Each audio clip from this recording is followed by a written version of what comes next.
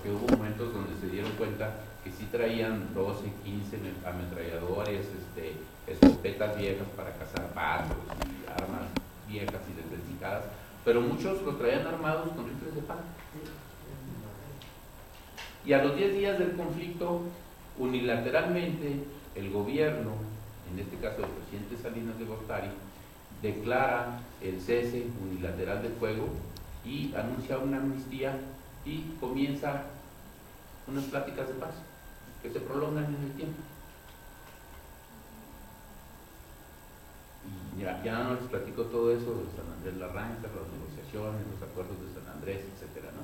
Pero además el gobierno, para tratar de desactivar ese gran descontento social, para ya irme al caso concreto, para desactivar el movimiento social, comienza a realizar políticas públicas, acciones de gobierno concretas para atender los problemas de la región. Y entonces, por ejemplo, comienza a revisar todos los juicios agrarios atrasados, de sacar todas las resoluciones donde los núcleos indígenas solicitaban restitución de tierras o los campesinos solicitaban dotaciones, y se comienza a acelerar eso. Por otra parte, les comienza a llevar caminos, carreteras, escuelas, hospitales, a generar proyectos productivos. Y como en todas las sociedades, no todos eran zapatistas. Entonces comienzan a utilizar como punta de lanza para dividir a las comunidades a organizaciones de productores campesinos y de productores indígenas, cafetaleros, de maíz, etcétera, y los comienzan a darles proyectos productivos para dividir a los zapatistas, quitarles base social a través de todas esas políticas que les estoy diciendo. Y a las señoras les llevan máquinas de coser, pollitos, semillas para que tengan sus huertos, todas las que se sabe el gobierno de programas asistencialistas, proyectos productivos, y los comienza a dividir a las comunidades. Y en el caso de Atial, son varios los fenómenos que intervienen. Por un lado está un grupo eminentemente zapatistas, que se denominan ellos mismos las abejas, que son los que resultan al final macheteados y ultimados. Pero también hay grupos campesinos cenecistas o progobiernistas, porque muchos ni siquiera eran priistas o cenecistas, ¿sí? Y un elemento adicional es que el gobierno comienza a armar, por un lado, los propios propietarios de ranchitos y de ranchos no tan chiquitos se comienzan a armar porque los zapatistas empiezan a ocuparles la tierra y les quitan sus tierras. Entonces los propios pequeños propietarios de la zona comienzan a armar guardias blancas para defenderse y que los zapatistas no se metan en sus tierras, porque invadieron muchas tierras. Y en paralelo, desde el gobierno del estado de Chiapas, comienzan a armar grupos paramilitares para comenzar a actuar en contra de los zapatistas, que no podía entrar el gobierno de la República abiertamente porque se había emitido una ley para la paz, la concordia y la pacificación en Chiapas, una paz justa y digna. Y en esa ley expresamente se reconoce que en esa parte de ese territorio el ejército no se va a meter, ni la policía, ni tampoco vas a ir a ejecutar órdenes de aprehensión que había en contra de ellos. O sea, les das un territorio, les reconoces que pueden estar ahí, con la condición de que se sienten a negociar la paz.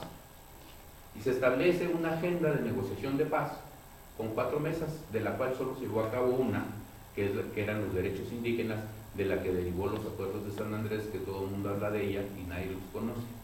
Y en la segunda mesa, que era de apertura democrática y de participación de las comunidades en procesos democráticos y productivos, ya se levantaron de la mesa y ya nunca más se volvieron a sentar a negociar. Entonces, en todo ese caldo de cultivo, además de en Axial, que habían esas agrupaciones peleadas entre ellos, peleando entre otras cosas el acceso a los programas, a los dineros que bajaba el gobierno, al cual no tenían acceso los zapatistas, En la comunidad vivían en buena medida de la explotación de una mina de arena. Y el control de la mina de arena se la peleaban dos grupos, y esos grupos estaban enfrentados entre ellos. Pero además, que ese es el ingrediente el que hace todavía más explosivo el cóctel, es que unos eran de la Iglesia Católica y otros eran evangélicos, y también están peleados entre ellos. Los católicos son muy intolerantes y corren a los evangélicos de sus pueblos, de sus comunidades, de sus asentamientos. Entonces, en todo ese contexto se da ese enfrentamiento, en la que son todos esos elementos, porque las abejas apoyaban a un grupo de los, eran medios evangélicos, y luego aparte apoyaban a uno de los grupos que estaba peleando la mina de arena, y además eran zapatistas y estos eran de la CNC. Entonces, en todo ese explosivo conflicto ya estaba, además había pleitos entre las familias. Los Antís habían matado a los, no me acuerdo el otro apellido de la otra familia. Entonces ya venían matando entre ellos por generaciones, que porque se robaban a unas Antís, iban los Antís y mataban al novio, a la familia del novio. Y así, o sea, son todos esos conflictos familiares, religiosos, económicos, políticos. El presidente era del PRI, pero no lo querían, entonces fueron y lo sacaron del municipio y lo echaron. Tuvo que irse corriendo. Después juntó a otras gentes de por otro lado y regresó al lugar. El caso es que lo que sucede, que me parece que fue el 23 de diciembre, o el 22 o el 23, me está fallando la memoria, pero creo que fue el 23 de diciembre para amanecer el 24 de diciembre. Están en una parte de un paraje que está medio unido, que hay una ermita, hay una virgen, están ahí rezando el grupo de las abejas. Y llega un grupo contrario, armados con machetes, y los agarran a machetazos y matan a 40 y tantos. Eso es lo que pasó en Acteal. Y muchos dicen que fue porque los grupos paramilitares habían sido armados por el presidente municipal, por el gobierno del estado, los que los atacaron. Pero es un conflicto de todo eso que les he platicado así muy rápidamente y desilvanadamente, como sucedieron los hechos. Hay una crónica muy bonita en la revista Nexos, que la escribe Héctor Aguilar también, que te interesa el tema, te metes a la compu y lo sacas, y ahí te lo escribe muy bien cómo pasaron los hechos. Pero si quieres un documento oficial fidedigno, que llegó al día siguiente allí, ve el informe, bueno, no el informe, la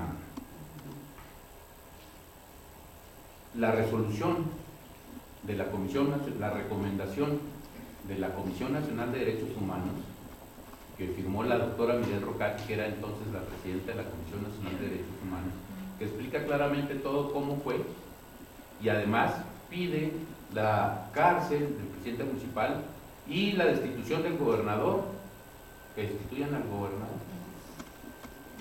Y otro de los factores interesantes es que dicen, oye, como a 600 metros estaba una base de operaciones móviles y había policías municipales, policías del estado, policías federales,